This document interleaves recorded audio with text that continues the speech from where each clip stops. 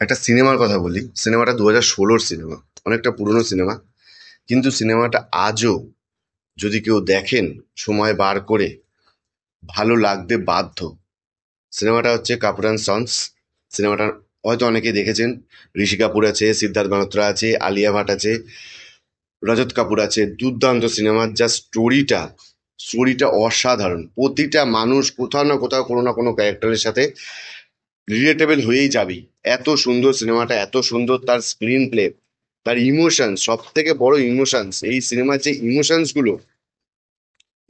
গুলো দুর্দান্ত কাজ করেছে। আর অ্যাক্টিং যদি বলতে হয়, এখানে যারা যারা অ্যাক্টিং করেছে তারা সব এক একটা মাস্টার ক্লাস। অসাধারণ অ্যাক্টিং। আর আমার মতে, আমার দেখা ঋষি কাপুরের সেরা অ্যাক্টিং ছিল এই সিনেমাতে।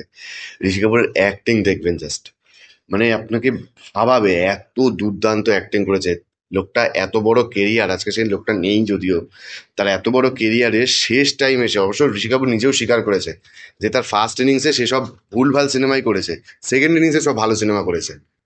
তো বলেছে যে আমি ফার্স্ট ইনিংসে তো শুধু মানে এমন সিনেমা বানিয়েছি লোককে শুধু ঠকিয়ে গেছি, কাজ তো আমি সেকেন্ড ইনিংসে করছি।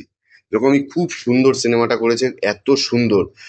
মানে লাইফে আমাদের যে সিনেমাটা যেটা শেখাতে চায় আর কি, যে লাইফে আমাদের কিভাবে বাঁচা উচিত, কিভাবে লাইফটাকে এনজয় করা উচিত, কি কি প্রবলেম আসলে সেখানে কি হ্যান্ডেল করা উচিত, কি রিয়াকশন দেওয়া উচিত, তাতে আমাদের কি এফেক্ট পড়তে পারে নিজের লাইফে, ভালোভাবে সেই জিনিসগুলোকে দেখিয়েছে।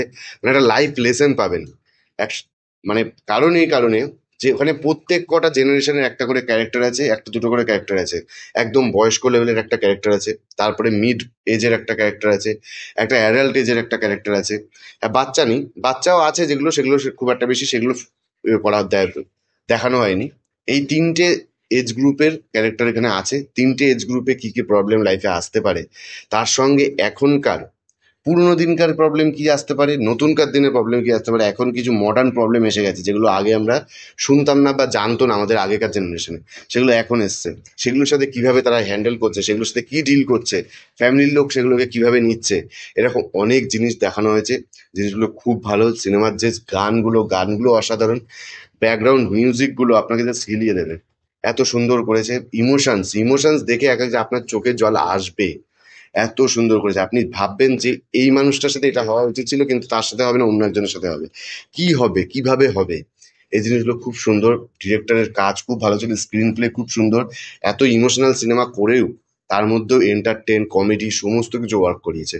কোথাও আপনি বোর হবেন না, খুব ভালো লাগবে। 2 ঘন্টা 40-45 মিনিটের সিনেমা।